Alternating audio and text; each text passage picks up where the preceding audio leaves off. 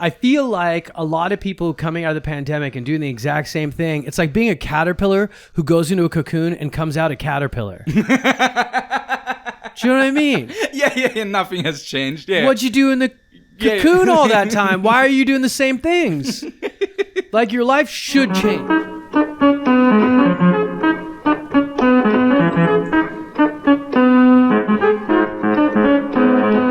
Okay. We are here at episode 1 of Paul's Palaver Paradise, guys. 2 cameras, 2 angles. You can actually see the guest now. 2.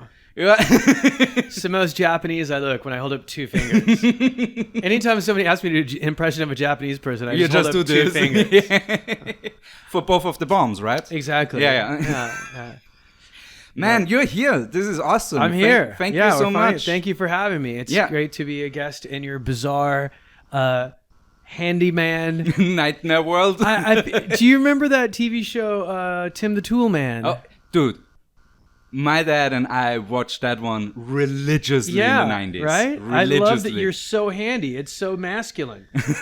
That's what my wife says too. Like every time I have a power tool in my hand, like her respect for me goes up by like 20% at least. Like she's like, and the horny factor obviously as well. But I love that you're not specific with what you mean by power tool. You're keeping it very broad.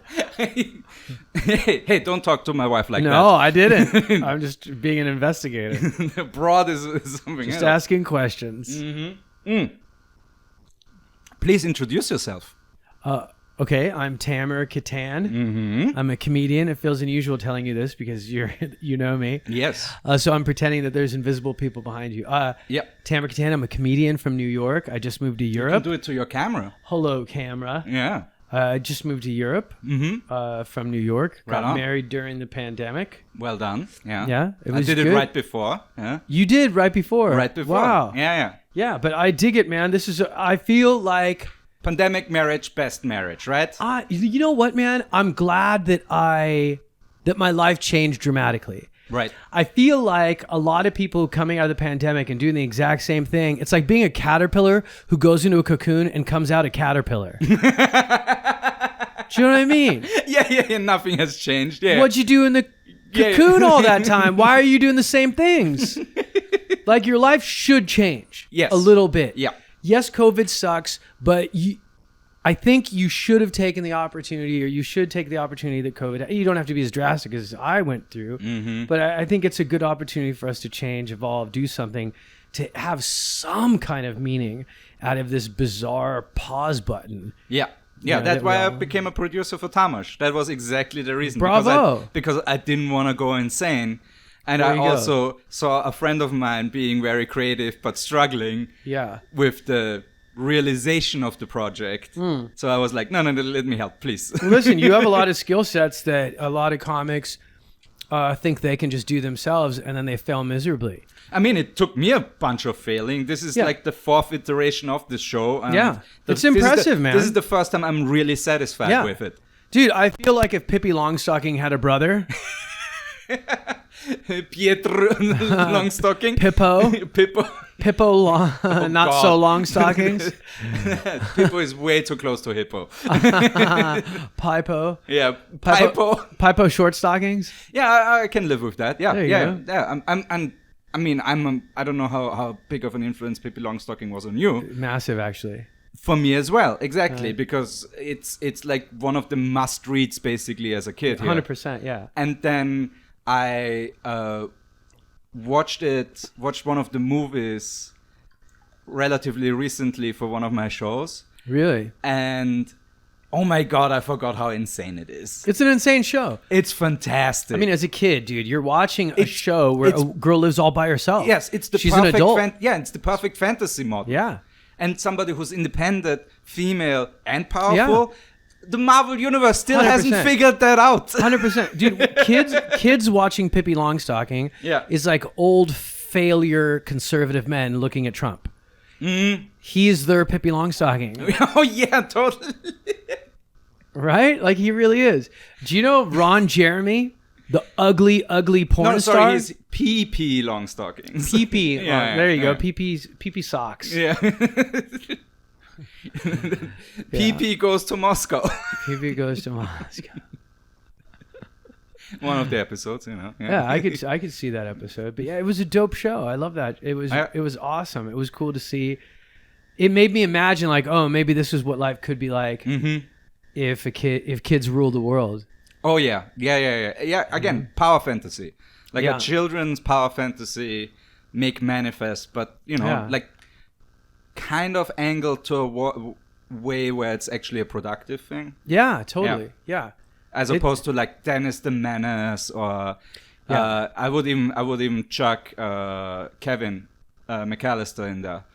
Yeah. Because he straight up murders two dudes for breaking and entering. Yeah, exactly. Those guys really never violent. had intentions of actually murdering anybody. Yeah, they just wanted a few bucks. Yeah, exactly. And he went full John McClane on them. Well, he is an American kid. Right. Yeah. We love violence. Yeah, but that's your Christmas story. That's the funny thing. It's so true. It's one of the biggest Christmas movies of all time, and it's a guy who consistently just beating the shit out of poor people. Yeah. It's a rich white kid beating the shit out of two immigrants. His building always seemed insane to me. Yeah. That somebody, even with that many kids, would live in such a castle. Yeah. And then also not refurbish the basement. Oh, that's a big thing in America. Yeah. I know. I've seen how gruesome your basements are. Unfinished basements, they call them. And they say it like it's no big deal. They're not started basements. Yeah. They're not. You can't call them unfinished when you even haven't started work on it. You're right. You're right. It's not. It's a hole that coincidentally is under your house. You're right. It's like calling a used car pre-owned. Yeah, exactly. It's like, no, just say what it is. No, somebody farted and jizzed probably on all of the upholstery. Totally. You could call it a lazy basement. Right? So American. Yes. Yeah. But no, so it always seemed insane to I mean I got nightmares from that scene where he walks down and the oven, the heater like does the mouth thing. Oh, yeah, I remember that. Yeah, that was super scary to me as a kid. Oh, okay. And now I'm just angry at the fire hazard.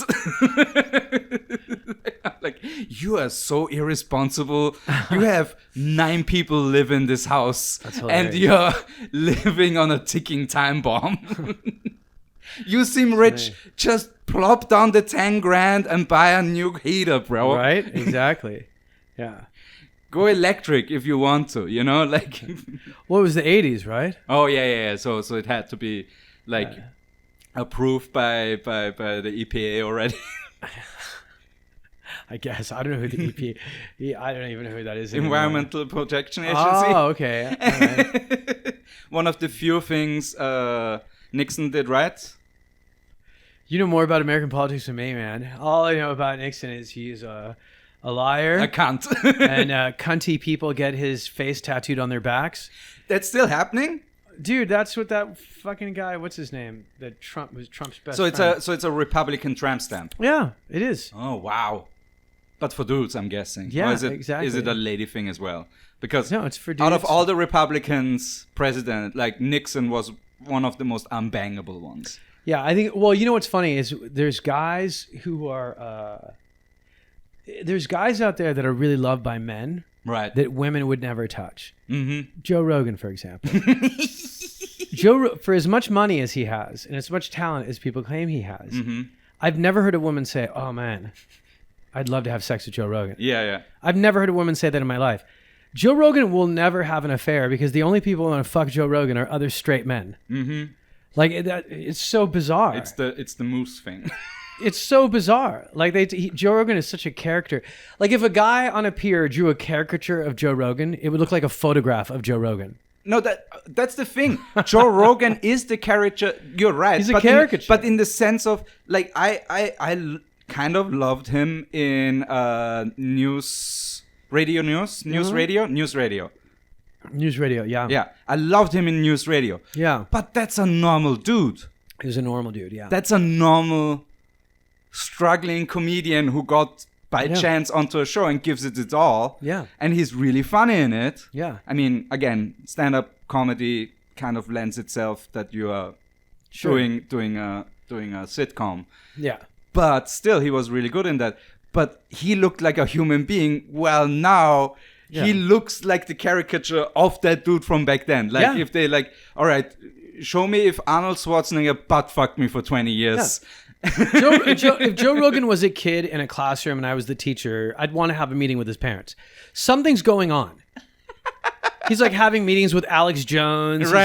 He's having these crazy right-wing maniacs who are calling all of Europe communists, and he's giving them a platform. Right. And then he goes, "Oh, I made a mistake." But the people who listen to the first episode for 3.5 hours then don't listen to the 5 minutes of him going, "Oh, my bad. Oopsie. I'm stupid. Don't listen to me." I mean, that is honestly probably true for most of Joe Rogan's podcast. Is like 90% of the people. It's insane. Don't listen to it. They just have it on in the background while they like fold laundry or something. Dude, like regular men who have a little bit of toxic masculinity will mansplain women. Joe Rogan will mansplain Neil deGrasse Tyson. Yeah. He will mansplain Elon Musk. Yeah, I mean, like you can. Honestly, those two are different animals, in my opinion. Of course, yeah, they're very different. But one is actually intelligent, and the other one is the son of of South African old money. So sure, fair enough. I mean, I think they both have extremely high levels of intelligence in their own way. Sure, much more than Joe Rogan. I think Joe Rogan is a great example of someone who wants everyone to believe that he is super, super intelligent, and I don't really think he is. I mean, he's telling children, if you want to expand your mind, take DMT. Here's another idea. Read a book. Yeah. How about that? Read a book. Read Charlotte's Web for the first time. You know what I mean? You don't have to take DMT. I mean, you can. That's an option you don't have later. To. That's an option later. Everything he does is to such an extreme. Yeah. I think Joe Rogan has he can't whisper. You think Joe Rogan can whisper? I don't think Joe Rogan can whisper. I love to imagine him trying to whisper like loving things to his spouse, and it's all yelling. He's still. yelling. Joe Rogan, Hi, I love you. Yeah. Joe Rogan snores when he's awake. The guy is just like he's a human bulldog. He's a human bulldog. Good stuff. Sorry. No. This is the rant. I know people the Joe love Rogan him. Rant. I know people love him, and that's why I hate him. Yeah. That's fair. Yeah. No. What? Wait. They hate him because they ain't him or something like that, right? I think they love him, and nobody wants to speak badly about him because he has the potential to elevate any comedian by putting them on his podcast. Oh yeah. He has power. Yeah. I think power is a problem in the world. I think power needs to start being classified like a drug. And I think power and cocaine and Doritos all have the same effect. Nobody who has a lot of those three things ever says, "Oh, I have enough." They all want more. That's literally, you're describing the CEO of the Doritos company. Yeah. He has all three of cocaine, those things. Doritos, and power. Yeah, he has all three right? of that person must be the worst person in the universe, and right? I think the world is being run by power. People who are addicted. We're being run by drug addicts, but who are all addicted to power. Yeah, and sometimes drugs too. And drugs too. Yeah. I don't know if you heard that, but during COVID, one of the infractions in Belgium, I think, was a drug-fueled sex party thing with like, I think 30 or 40 people. And the police cracked down on it, and then they found one of the members of the EU Parliament who was part of a super the extreme right-wing Hungarian government. And he himself has been many times quoted as saying like being gay is like something unnatural and all that, and never take drugs and all that stuff. Oh, yeah. And then they like literally like it was so pitch perfect, like every single detail of this, where I'm like, but still it won't change. Like, yeah, it's the hypocrisy is ridiculous. Look at Mike Pence in America. Mike Pence makes RuPaul look straight. People are like, "Oh, Mike Pence is in the closet." I'm like, "Well, then the closet has a glass door." It has a one-way mirror, you know, like when police investigations you have. Totally. He doesn't know. Yeah, he's like, you can't see me. And I'm like, I can clearly see you, bro. Every time Mike Pence burps, it smells like a teenage boy. He is so gay. Yeah, good on him that he's in the closet. But I don't mind him being gay. I don't mind him being in the closet. What I do mind is him going after gay people's rights. Mm-hmm. That really bothers me. Oh, yeah. I think my philosophy is that we are all gay because the only us and them is us and the people in power. And once the people in power take away the rights from gay people, they start taking away from everybody else. Yeah, you disenfranchise one group, you start disenfranchising That's just everybody. the beginning. That's just the beginning. And that's why everybody should defend gay people, whether you're gay or not, whether you love RuPaul's Drag Race or not, whether you appreciate gay culture. That show has a lot of problems. I love that show. What are you talking about? I tried watching it, man. It's not like I have family who's gay. I myself am bisexual. Like I've banged my fair share of dudes, you know. Like I didn't know that. Good for you. But RuPaul, I'm very passing cis straight. I know. Well, you can fix things like a lesbian. It's confusing. Yeah, exactly. Wait. He bangs dudes and he makes this? Yeah, it's bizarre. What are you saying? He's straight, right? He's married to a woman, Your right? pronoun is tomboy.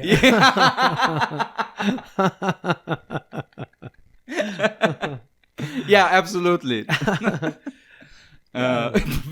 Good for you, man. Yeah, that's awesome. But yeah, so being that and all that, like, I should be a natural part of the target audience for that show. It just didn't click with me. But I don't know that you don't have to be gay to love drag. Like I'm a straight person, and I love that show purely because I think it's a responsible use of power. Right. RuPaul has reached the peak of his craft, and instead of wanting to be idolized and whatever, instead of trying to be Ellen, he elevates he elevates other people. He elevates the entire genre of drag. He tries to make it mainstream for the greater good. There's no negativity. A lot of the things that he says that sound funny are little Trojan horses, where it sounds like it's just a joke, but it's actually like really insightful things. He says, "How in the hell are you going to love anybody else if you can't love yourself?" That he says that, and it's like, oh, it's just a thing he says. Church would like a word with you, but it's self-love. No, sir. No, sir. Self-love is important. No, sir. The Catholic Church says no, and some Jewish sects also, and definitely some Muslim sects. But dude, even as a comic, I look at drag queens and I feel like there's so much. Their level of performance and all the things, they are the Swiss Army knives of performance. Oh yeah. You know, between the makeup it's what vaudeville used to be. In my Shakespeare. Opinion. Oh sure, yeah. But vaudeville, like to make the American connection here. You know, like 1920s, like this is the modern version of just, you know, the Three Stooges or whoever who's been touring for 20 years from one stage to another and performing their craft and getting better and better every time. Sure. Yeah, I mean, they go on the road, they work really hard. I know a lot of drag queens. I mean, I'm a Comedy Store comic and Comedy Stores in West Hollywood. I mean, that's a given then, yeah. I mean, I used to perform at a comedy show at Mickey's WeHo. You know, that a lot of times is these drinks are sponsored by Mickey's WeHo. But now Mickey's is closed, by the way. But we used to go there and do a comedy show. A girl named Samantha Hill would put on the show. Her grandfather, by the way, was the skipper from Gilligan's Island. What? That's how weird it is. And the skipper too? Yeah, exactly. Oh my God. That's how weird it is to live in Hollywood. Like, all crazy. These people. My junior high school girlfriend married Dick Van Dyke. It's so weird. Yeah, it's so unusual. And they're a perfect couple. I mean, they genuinely love each other, and he's like double her age, yeah. But you have a connection to the Dyke. That's insane. I went to their wedding. You went to the Dyke's wedding? To Dick Van Dyke's wedding, yeah. Oh my God. And Arlene Silver is his wife. I am peanut butter and jelly right now. That's funny. Like, this is. It was a wild experience. Man. Yeah. And I'm so happy for them because they genuinely love each other, and you could see it. You know, a lot of times people judge too quickly and they go, oh, their age they're so different, this and that. When you see them together, it's undeniable. Yeah. You just go, of course. They totally click. I mean, that should be a private matter anyways. Like it's nobody's fucking business. Yeah, exactly. Yeah. Can we cuss on this podcast? Oh, of course, man. Fuck yeah. Duh. I miss the days when people said, oh, that's not my business. Oh, I don't have an opinion. Yeah. Oh, such an. Oh, it feels like sitting on a futon. Oh, when somebody says it's not my opinion, I feel like I'm getting a back rub. I'm like, oh yeah. Oh, that sounds so nice. What? Say it again. Can you it's not argue my with opinion me right now? Oh. Oh, you know what? I'm just gonna let it go. I'm gonna come from someone. If somebody just says, and then the finishing move. Agree to disagree, but no hard feelings. Oh, heaven, heaven. Yeah, no, and I think civility makes me come. Welcome to Europe, to a certain degree. Yeah, no, it's true. Outside of football stadiums. Yeah, that's true. Because otherwise, you have all of the shitheads in one place. It's like when Europeans go to football games, it's just like American cosplay. They're like, hey, we're Americans now. Dude, you have to check out a Vienna Vikings game. Like, Vienna Vikings? Yeah, I've never even heard of the Vienna Vikings. Dude, that's the funny thing. In American football, Austria in the European League consistently goes second place, right behind Germany. Like, Germany is number 1 in the European American Football Cup. Okay. And then it's Austria right behind them. Wow. Because we've been, occupied for 10 years after the Second World War by the American, the British, the French, and the Russians. And the one thing we gravitated to the most was Americana. Interesting. And that's why we have roadhouses. Yeah. Like, on the highway, there are like Western-themed roadhouses. Yeah, I've noticed. Yeah. I've with seen like bunch of bikers in front of it. Because bikies are a thing here. Yeah. All of that stuff. And I mean, the biggest one is definitely like Kelly's. Our chip manufacturer is Austrian. He has a super Austrian name, but he literally went up to an American soldier whose last name was O'Kelly. And he's like, I want your name. I'll give you like 2% or whatever of the gross profit, and I'll take your name for our company. Oh my God, that guy scored. So I can make popcorn and potato chips with that name. Wow. And put red, white, and blue on it. Yeah, that's on the cool. packaging. Yeah, and it worked. Yeah. It's the biggest manufacturer of potato chips in Austria. Wow. Yeah. You think you could have just made up a name like America does with like Hogans Heroes. Yeah, so it's not even from Germany. And they also just made it up. And definitely after the World War II thing, also that reinventing yourself really connected with the America thing. That makes sense, yeah. Like, so we had like a strong connection to the whole thing. Yeah. And it's just fascinating to see like this European version of it, and football is one of those things. Sure. So we have the Vienna Vikings, we have the Danube Dragons. The Danube Dragons. They might be Hungarian, I'm not sure 100% anymore, but there's definitely the Danube Dragons. Yeah. Then there's the Graz Giants.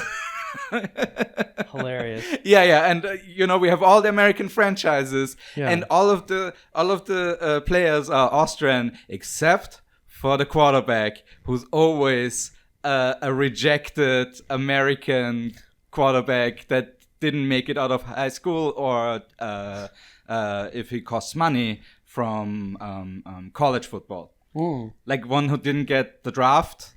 Yeah, we buy him. For next to nothing. So and then we have an actually decent player who can do, moves and shit. So you guys are going to like athlete flea markets. Yeah, and we're like that dude. And they're always black. Like they're always black. It's like never a white dude. They dominate the American football, yeah. Yeah, but also like it's like probably the white dude, just because of how fucked America is, has actual, like an alternative plan, and his parents maybe have money and stuff like that. Yeah. So it's that whole thing as well, that social impact stuff. But it's great to see a black guy in charge of like 20 white guys. Like, that's fantastic. What's that in reference to? No, to the football teams here. Oh, gotcha. I just love it that a black guy is like calling all the plays and the white guys have to obey. Sure. It's just such a refreshing view. Yeah, it's yeah. Yeah. I love how you got slightly more uncomfortable the more I dug myself into a hole. I'm totally comfortable. You're like, let's see where he's going with this one. I didn't say it. You this said could it. go the supremacist route real no, quick. Not at all, dude. I mean, it's true. It's a fact. Yeah. It's a fact. You know what makes me more nervous is the reality of American football. It makes me more nervous. Yes. The reality is the reason why Chris Rock said it. The reason why some of the best football players are black is because of America's treatment of black people and breeding black people to be super workers. And now they're super athletes making millions of dollars, which I think is great. But you know what makes me really uncomfortable is the trade. The trade makes me uncomfortable. Yeah. No, that's insane. I don't care for the administrative portion of the American football. Oh no, the institution itself is fucked. No, it's insane that you have to spend as a city multiple billions of dollars to build them a new stadium so that they don't leave. Well, it's also insane that athletes can get massive concussions. Yeah, and then instead of protecting their athletes, they just chuck them out. Yeah, they just chuck them out and let them die. Yeah, you know, and have horrific lives. Oh yeah, and go broke and all that stuff. They don't help athletes. You could totally unionize the whole thing. But they don't. Yeah, and almost every other sport. Look at hockey, right? Hockey's a sport where, like, you literally are allowed to throw off your equipment and punch each other in the face for several minutes, and it's part of the game. I watched Goon. Yeah. But in football, if you dance in the end zone to show joy... That's how we lost. You get penalized. That's how we lost. Like, what? That's how we lost the championship the last time against Germany, because we celebrate excessive celebration in the end zone twice. We got it twice, and we got once 5-yard penalty and then 10 yards. So think about that. What the fuck? Think about that. Yeah. In hockey, absurd. If you're white, predominantly white sport, you can show excessive violence and not get penalized. Yeah. But in a black sport, if you show excessive joy in a sport that's predominantly black, excessive celebration, then you absurd. Get also, what the fuck? Honestly, as a viewer who doesn't like football in general that much, like I watch it occasionally and here and there, you know, and I went to one of the games here because I just wanted to see how the Austrians play in real life, and it's hilarious. But the excessive celebration was always one of the funnest things to me as a viewer. Why shouldn't you be able to celebrate excessively? That makes, as a viewer, that makes me love the game even more. It's great. Soccer. Good for them. Yeah, soccer. Celebrate. The dudes are like... Yeah, they're throwing off their shirts, doing knee slides, slapping. Yeah, exactly. Yeah, they're having a blast. Yeah, exactly. Do you know what's fun? I think what it is, especially in America, there's white insecurity. And I think what happens is, if you look at... The Olympics are coming up at the end of the month. What a great example. Like, look at how the bizarre sports white people had to invent to win to win things. Hey, don't start with this. The Winter Olympics are the only reason why Austria still matters in sports. Like, we had to invite not just weird sports. We had to invent a separate Olympics to be still. Dude, it's so racist. It's so racist. I think water is the most racist substance. Right, frozen or liquid. From swimming to snow. Like, black people are winning all these other sports. Let's invent. How about skiing? Yeah, but black people can learn to ski, but then you shoot a rifle. And I'm like, what? That's not a sport. How's that a sport? Oh, how about a thing where you throw a cold stone and then sweep excessively? What? Also, you need to have like thousands of euros in gear. It's absurd. So that you have a natural barrier of entry. That's also one of the reasons why Austria always wins a bunch of gold medals during the Special Olympics. Because we can afford to pay a bunch of money to get them the best prosthetics in the business, the best trainers for disabled people in the business. And they just clean up every time because of that, you know? Yeah. I mean, they're also good, obviously, they're good sportsmen, you know? It's not... You know. Well, I'm glad you're proud of that. In America, I once got mugged by a special needs kid. I've never been more... It really happened. I've never... Do you know how emotionally... It really happened. Yes! Mentally or physically? Mentally. Oh! And I just looked at him. Trick him? He goes, give me your money. And I'm like, what are you doing, bro? And he goes, give me your money right now. And I gave him my money, and I go, I've never been more simultaneously angry and proud of someone at the same time. I'm like, fuck you and good for you. That doesn't sound less than a... Wait, did he have a weapon? Yeah, he had a gun. And he was a special needs kid, so I didn't know. I didn't know. Oh, you're like, it's a spray painted. It could have been a bullet, or it could have been water, or gaseline, and then he has like a flamethrower. I didn't want to take a chance. Good on you. Yeah, that's gambling on way. If the other person, wait, what was it with poker? If never play poker against a monkey or something like that. Okay. At least it's a saying in Poland and Austria. Oh, okay. I don't know if it's in general. Never play poker against a monkey? Yeah, because if somebody is too dumb to understand the rules. Yeah, they might win. Yeah, exactly. They might win just by, playing a really dumb, what would be considered a really dumb move. But just in that moment, it works out for them. Because they're unpredictable. Exactly. Yeah. At any point, they can rip off your dick, Like, then you're like, I lost to a monkey. Yeah, well, I mean, I would say I lost my dick to a monkey. Oh, yeah. It's probably a bigger deal. Hey, I don't want to talk about my dick being ripped off, but I lost the game. Yeah. That's the height of competitiveness. That's $1,200 I will never get back. That's the height of competitiveness. I can't believe I lost a poker game to this monkey. Oh, really? That's terrible. Well, he also ripped off my dick, but the game was really upsetting. I'm like, wow, that's competitive. Jesus. Oh, fantastic. So, we are slowly, we're getting in the wrap-up phase a little bit. Okay. I mean, we're halfway in there. A little bit more than halfway in there.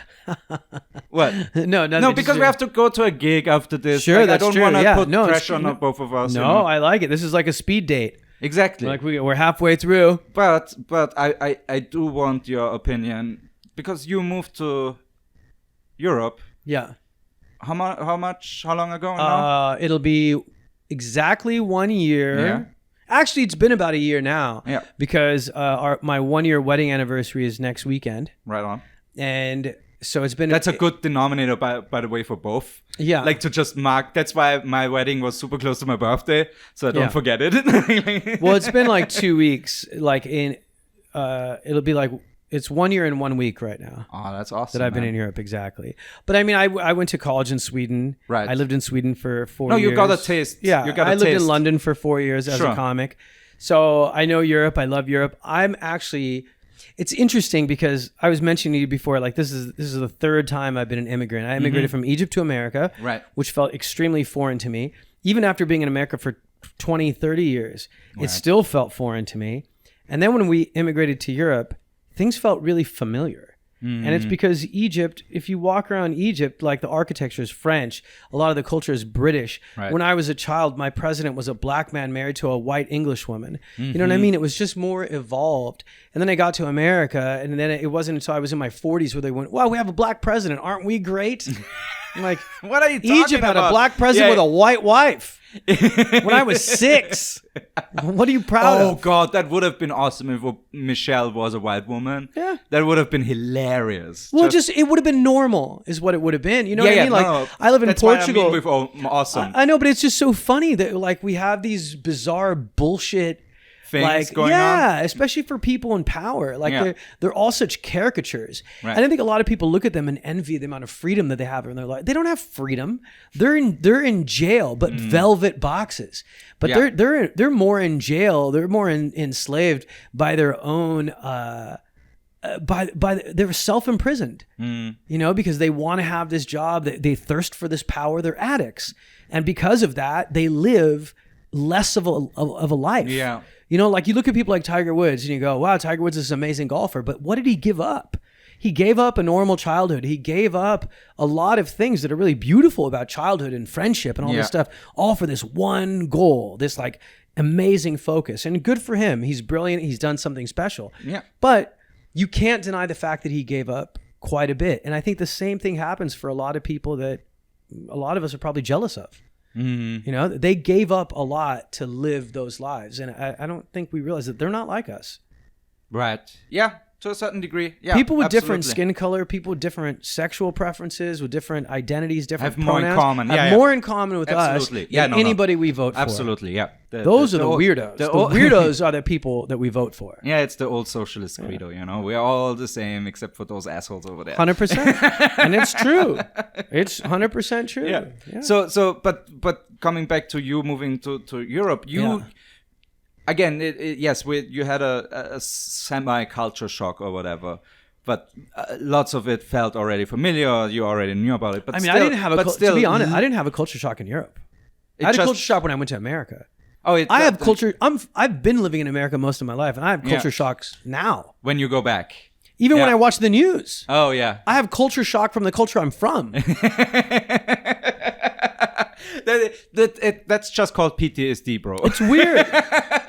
But I'm not or your from culture Europe. shell shocked if you're old enough. It's shocking. If you're a doughboy, then your culture shell shocked. Otherwise, you just have PTSD. I don't know, but like I come here and I'm like I think after the year that we've all had, or almost 2 years now that we've all had, like to come to Europe, and there is Europe's not perfect, obviously. Oh, definitely not. But no human society is. Of course not. But there's still a sense of unity. There's still a sense, even just watching the news in Europe, you see the news of the rest of the world. Right. And in America, you don't. No, it's just America. It's just America. Yeah. You know, America telling a bunch of people that don't travel that it's the greatest country in the world is like a boyfriend telling a bedridden woman that he's the best boyfriend she'll ever have. Yeah.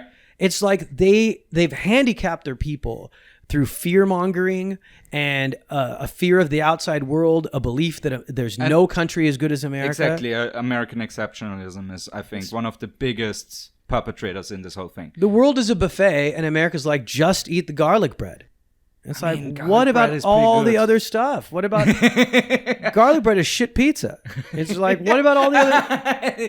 Garlic bread is for people who despise pizza. Yeah, that's true. I mean, it's just, I feel sorry for people who believe that where you're born and the neighborhood you come from, that's the place you should stay, right? And that's the best place in the world. Like, my God, that's sad. And I think even like the funny thing is like some of the most American things, like what we perceive as like, yeah, that's America. Like even some of that stuff, Europe does better. Like for example, like McDonald's. I might be wrong. Be wrong. It might have existed in the US too. Might be wrong, but when I went to Ireland when I was 18, they had something on the menu called the Mega Mac, which was a Big Mac but with 4 patties. You think that's better? I mean, it's more American. It's more American. Yeah, it's more cancer. Yeah, exactly. It's more diabetes. Exactly. Yeah, man, that's terrible. Yeah, it's horrible, but isn't it more American than a Big Mac? Yeah, I guess. It's more of the American caricature. Exactly. That's for sure. It's just silly, man.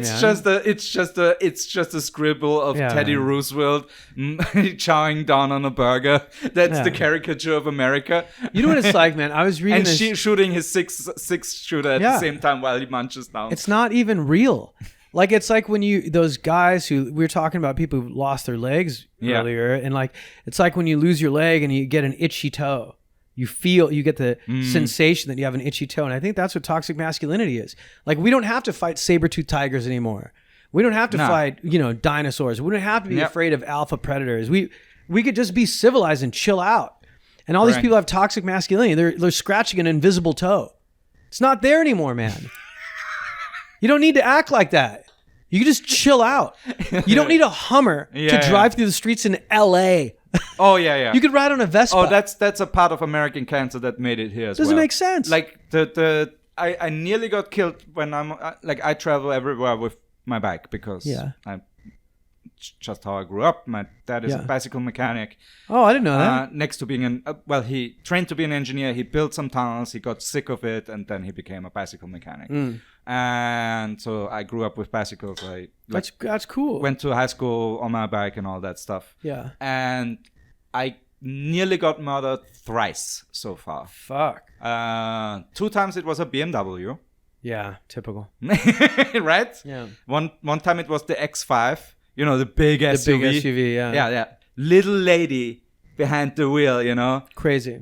Went out of parking, didn't look, and nearly murdered me. Killed my bike, and then just drove away. No. Yeah, didn't stop. Yeah. Killed my bike. I jumped off while it was like under the wheelbase, basically. Wow. Yeah. Dude, you're very lucky. Oh, super lucky. You're very lucky. Super lucky. If she pulled out 2 seconds earlier, I would be dead. Wow. Yeah. If my dad pulled out 2 seconds earlier, I wouldn't be here. Yeah. And we have the first joke of the night. Hey. I'm gonna pull that one forward to the beginning of the show so that we have a nice teaser. Okay. It's your dad coming early. And knock knock, who's there? Come joke. Come joke who? Splurge. Splurge? Is that the sound you made? It's premature. Oh my god. Now I understand the Palaver part of the podcast. Exactly. It is just whatever you want it to be, man. I think, again, such an open concept forum lends itself. It's like jazz. To exactly. It lends itself to comedians. There you go. Yeah, I like it. It's jazz talk. Yeah. Jazz talking. And I... That's jive talking. God I damn said it wrong. God damn it. Now I have to put a clip of Shaft in there. Whoa, isn't it the Bee Gees? That's the Bee Gees. Jive talking. Oh, that one. Oh, I was... Dun, dun, dun, dun. You jive talking turkey? Oh, you're thinking of jive talking turkey. Yeah, that was in slang. Shaft 3, Shaft Back to Africa or Shaft something. rice. That's me at an orgy. I'm just glad you're not doing puns. Yeah. You're very happy right now. Yeah. But so moving to Europe, you clearly have like a goal of becoming an established comedian here, obviously. Sure. Yeah. What would be your dream scenario for the European scene in the next 5 years? Like, because we've been working on it for, depending which country you look at. I'm excluding England, obviously. Doesn't count. No, I'd have to include it. Sure. But for us, Sure. and comedy, especially English-speaking comedy, Sure. it's definitely, there was a divide there, where it was first England, Ireland, Malta, then the Norwegian countries, then the Scandinavian countries, and now it's coming here. Interesting. Because we've had one club, not really, it was, I think, just English-speaking improv. Yeah. It was just improv Yeah, it's different. with a comedic twist. Yeah. And they did it since the 90s, I think. Yeah. But that's it for Vienna, at least. And Yeah. we, in the last 5-6 years, it really started to pick up and become a thing. Good. Again, Jack and Reggie are first generation comedians here. Yeah. Like, there was nothing before them. Yeah.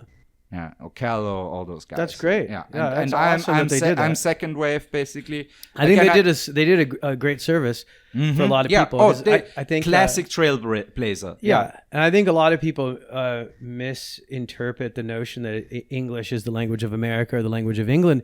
I think English is a bridge language amongst expats, amongst digital nomads, and I think after the pandemic, the population of digital nomads and expats is probably going to keep exploding. Yeah, absolutely. And the notion if of you a can bridge work language, from everywhere, yeah, why yeah. would you stick in a country or place that you hate? And if you can travel but still have the comforts of home, the creature comforts, and one of those being someone who can make you laugh, in the way that you were made to laugh back home, I think it's a nice thing. It's not just comedy. I think it's a sense of making you feel at home and making you feel like you're part of a community, Right. making you feel seen, making you feel like you're not alone. I think that's what comedy does at its best. Yeah.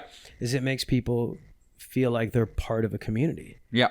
And so I think it's Don't I'm feel excited. ostracized. Feel part of something. Don't feel alone. Yeah. I think that's just it's the one thing Maslow got wrong. It's not food and shelter that's the most important thing. The most important thing is feeling like you belong. Yeah. I mean, food and shelter help you. Well, psychologists disagreed. Psychologists, according to Maslow, said that Maslow was wrong. Yeah. That the strongest human drive is the drive to belong. Oh no, absolutely. But Even before food and shelter. sure, but the one normally comes with the other. the moment you belong to a group, then normally is food and shelter. No, it's not like. I'm not going to agree with you. I'm American. I'm not going to agree with you just to be polite. All right, go for it. No, they had studies. They actually did experiments where they had like these monkeys in a cage. Okay. And then they created these fake moms. And one mom had food, a mom made out of wire. Yeah. And inside the mom was food. Okay. And then they had another mom that was made out of like a soft cotton. Okay. But there was no food. Right. And the monkeys always held on to the one. cotton one, and they starved. Wow. Because they want, and because it smelled like their mom. So there was just no, like, I would rather, you know, all those times when we were kids, and your parents say, if your friends jumped off a cliff, would you? Yeah. And we all lied and said, of course not. No, we would. First of all, what a dark metaphor to tell a child, right? All your friends jumped off a cliff. I would be immediately the relativist and be like, what kind of bridge are we talking about? You're lucky you weren't my dad's kid. He would have beat the shit. My dad, the engineer, is like, good question. Let's find out, you know. You're lucky. What is the mortal bridge height, you know? You're lucky. If your friends jump off a bridge into a small creek, it's a fan. Go for it. But if you're jumping off the Europe bridge, don't do it, because that was like Europe's. That's funny too, that the Europe bridge was Europe's most #1 suicide bridge for a long time. Oh, really? Yeah. Like they built it as like this is the connection for all of Europe, and people just kept throwing themselves off of that one. I mean, yeah. I mean, they put suicide nets and everything up there now, and they have like a guard duty thing, the same way with like the Golden Gate Bridge. Sure. Where you have like a you know what they thing say that says like don't jump. Well, you know what they say, if someone wants to commit suicide, then you put up a net. They go, oh, okay, I guess I'll live. Yeah. It doesn't solve the problem. Yeah, it doesn't solve the problem. No, but it does reduce it if you combine it with then a person turning up and saying, hey, how about you come with me and we talk, and then here's a jelly donut. And first of all that, and then it's also Austria, so they're like, how about you take some government paid for counseling and this medication, that medication that, you know, not gonna break the bank. That's what it should be. Yeah. That's what it should be. We should be able to, we should help each other when we're struggling, because life isn't easy. And I think to show you how fucked up America is. And listen, I'm not gonna shit on America. I like America, and I'm grateful to America for everything it's given me. I'm grateful. A real relationship. Well, Oscar Wilde used to say this: a real friend stabs you in the front. Right? I'm not gonna. Totally. You know, so I'm not gonna pretend that America's perfect when it's not. It's got a lot of problems, and it's worse than it's ever been. And I'm having a really hard time with the direction it's going in right now. You know, and it's like America is so fucked up that the only insult it gives Canada is like, "Ha ha, you're nice." Yeah. Like what? And it's Canada. It's a compliment. And it's Canada. It's nice. Yeah, but Canada also eradicated their natives. Like, yeah. You know, like that's. No, I know, but they were talking about just the Canadian personality. I know, but you're still like, and that's the nice dude you think about, you know, like it's the guy who murdered a whole people, you know, like. Yeah. I mean, everybody's got that stuff in their history. Oh, I just mean like the stuff they were telling them about is like, oh, we don't like Canadians because the average Canadian is a nice person. Right. Yeah. I'm like, how is that? That says more about you. Yeah. No, it's the worst roast game. Them. It's the worst roast. That you think less of them because they're kind. Mm-hmm. Yeah. You know, of course the Canadian government isn't. And I don't blame Canada. I blame religion. Yeah. That was religion that did this to those Indigenous kids. Right. And I don't think I think religion is really good at dodging responsibility, like fucking. I mean, you have the Keanu ultimate Reeves. cop out. Huh? You have the ultimate cop out. The ultimate cop out? That guy over there told me. The one up there. What do you mean? For religions, it's like to not actually give reasons and give like a good explanation for what you did. You just say, yeah. Oh, God made me do it. Yeah. It's just I'll do it over there. Nobody wasn't my fault. Nobody wants to blame religion because religion wants to, religion wants to pretend it's a gatekeeper to this imaginary better life. Mm-hmm. And it's like maybe you do believe in religion. Maybe you believe in heaven. Right? Maybe you believe in God. Good for you. And I would never shit on anybody for believing in God. But what I definitely don't believe in is organized religion. Oh, it's when awful. It's so rotten and so corrupt. Yeah. I mean, that's why I exited the church when I was 18. And I was like, I'm old enough to do it on my own. Bye. Yeah. Thank you very much. It's my parents are also not part of the Catholic Church. When they baptized me, they baptized me because my parents never married. And my grandparents weren't happy about that. And as a consultation prize, Holy shit. they baptized me. You're a sacrificial lamb. Yeah, exactly. But then my parents went around the whole thing. Were like, all right, they are all super Catholic. Let's go to the most hippie Catholic priest we can find and let him do an Orthodox baptism. Jesus. So they did the whole Orthodox dunking thing where you get like, full on dunked in a thing. And that way I made it into the newspaper. In the newspaper? Yeah. Because it was like such a weird thing.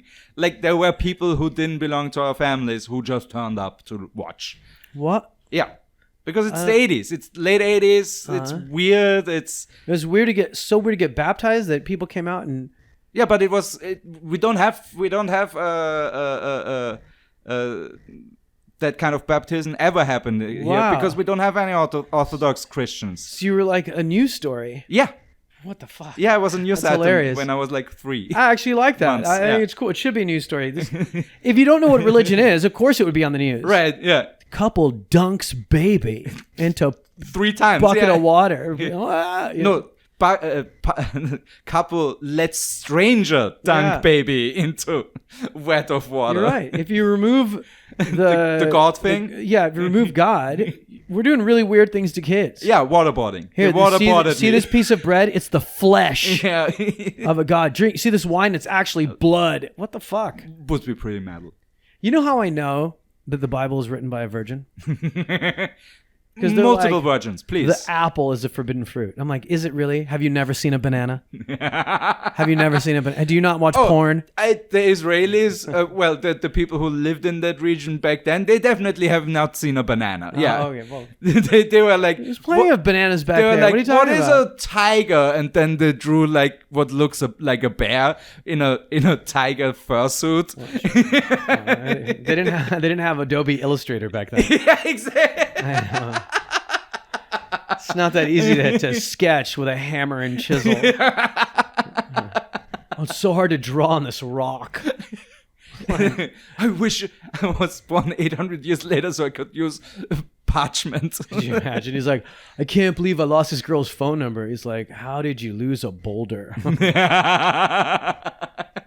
Can you write your number on this rock? Or, Vikings, they're like, that's why I write on human skin, bro. Like, it's the best, Like, it folds up real nice. It's compact. You can travel with it. It holds the information on it. Those human skins are the best thing. Yeah. Changes color in the summer. Yeah. It's great. It's a temperature indicator. Yeah. Oh, it must be hot outside. My wallet's turning brown.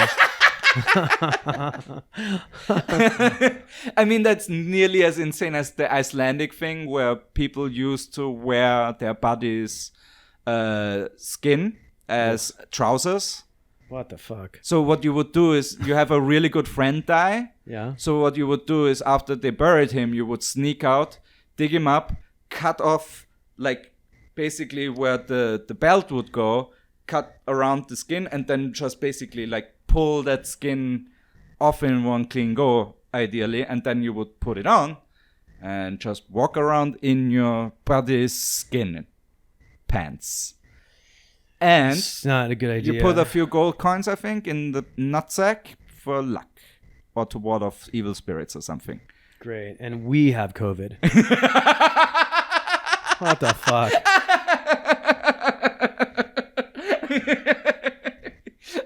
Like, what the fuck? So you could only be friends with people that are your same size. Could you imagine if like your friend who died was like really fat? You have to walk around with sagging. So you have to walk around with sagging skin pants and start rapping. Icelandic hip hop. You're like, yo, yo, yo. East Coast, West Coast, same coast. Like, oh, do you love hip hop? No, my friend was just really fat. But it's cool because now I have pockets. So weird.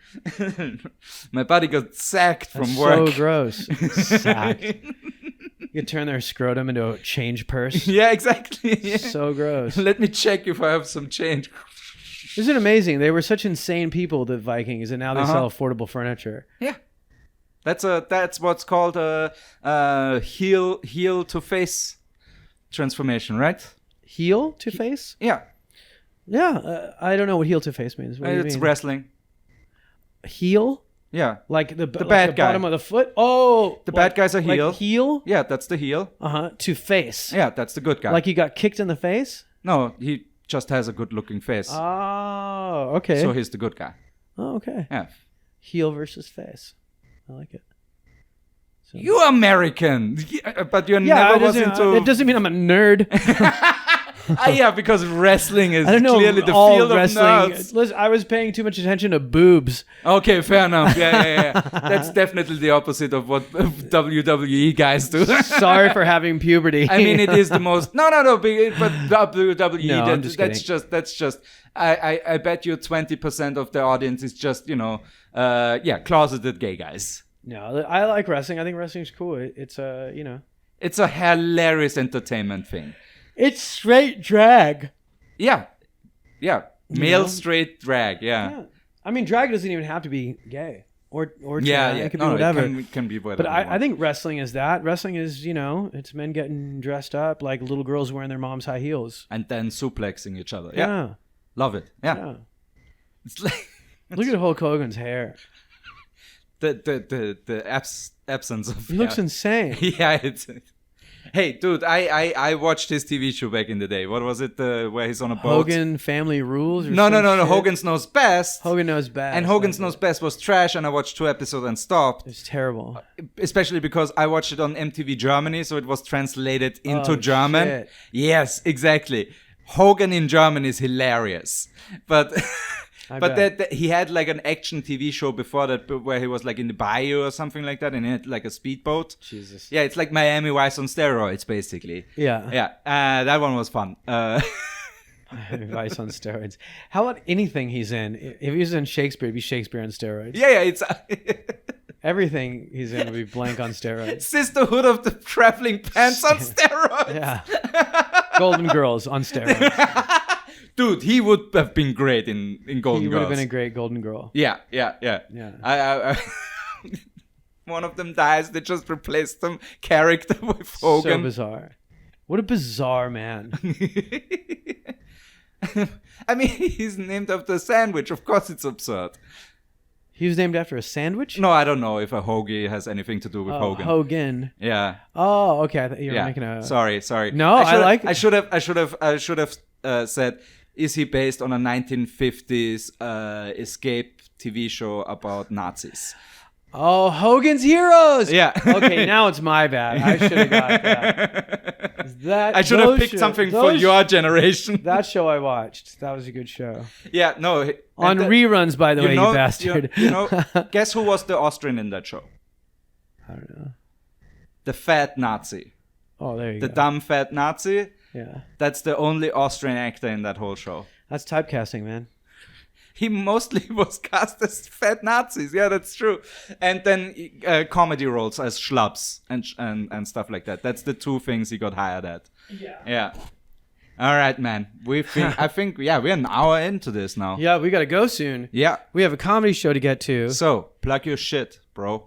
Plug my shit? Yeah. Look, the best thing for me that I would appreciate is people follow me on Instagram. At Tamer Kat Audience. It's TamerKat. Instagram's a great place. And then my website's great, like tamerkattan.com. Yeah. And it actually looks like it's been designed by somebody. Yeah. Which is nice. It's refreshing for a comedian. Thank you. Yeah, no, I like the site.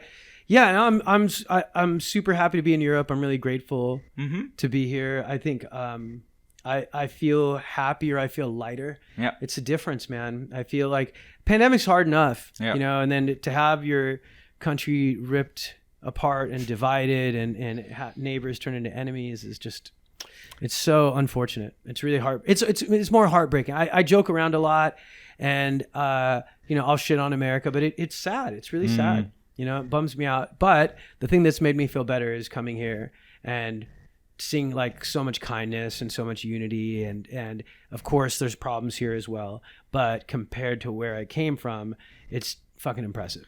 Yeah. The moment you don't have institutionalized prison system and a pretty police wild. state, it helps. It's pretty wild. Yeah. I mean, listen, I'm not unfamiliar with governments taking advantages and being corrupt. What is shocking to me, that George Floyd thing. Insane. I can't. To me, that was the equivalent of America doing what Islamic states do when they hang someone from a goalpost. That's when America to me Sending a became, message, yeah. It was a terrorist nation. Yeah. America to me became a terrorist nation. Everybody can argue all they want about socialism and fuck that. Yeah. It's a terrorist nation. The way you treat black people, the way you treat minority, it's and then it go lost around its half soul. of the world and bomb some village somewhere. It lost its you know? soul. Yeah. I can never look at America the same way again. I didn't trust America anymore. I didn't want my family to be there. I have tons of friends there, friends that I love dearly. Yeah. And for that reason, I can never say anything bad. I have to separate America from Americans. I have to. And it's unfortunate that a lot of people don't, that they keep the two mashed up together. But the American government is deeply flawed. And I don't think it's just one side. I think it's a real problem with the amount of power that people have when they come into power. And I think that the majority of our problems take more than 4 years to solve, but they have a system in place where it benefits whoever becomes elected to try to only fix the problems that they can fix within 4 years or less. Yeah, to show results so that they get show reelected. results. Yeah, Because God forbid something takes 6 years and then the incoming party comes in and they're the one at the finish line. So they don't put people ahead of politics. They put politics ahead of people. Politics ahead of people's lives, ahead of people's children.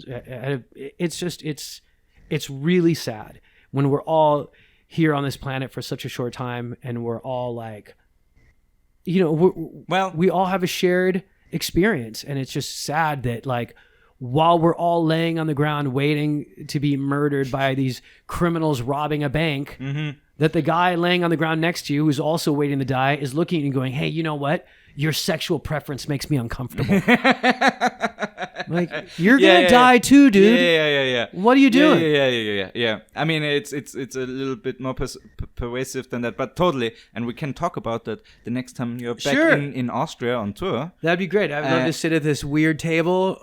Maybe we even have a third camera, like to have to round out the package. Sure. We'll see about it, what kind of improvements I have in store for you the next time. Round out the package sounds sexual. I definitely love to round out the package. Yes. I love delivering, all of it. I love all kinds of package handling. I think that was enough of a positive spin at the end here to make everybody not leave home completely depressed. If you enjoy any of my work, obviously go to Tamer Schwamosh Comedy to check out Dr. Tinderlove, which is our online YouTube show, and then Dr. Tinder Live, which at the moment of this airing will not have become a reality yet, but will soon, so follow our shit. Obviously, all the links of Tamer's are in the description below, so just click on those. Don't be a lazy asshole. And thank you so much for being here, man. Thanks for having me, man. It was fun. Yeah, this was awesome. Till next time, and see you soon, hopefully. Bye. Peace. All right, man.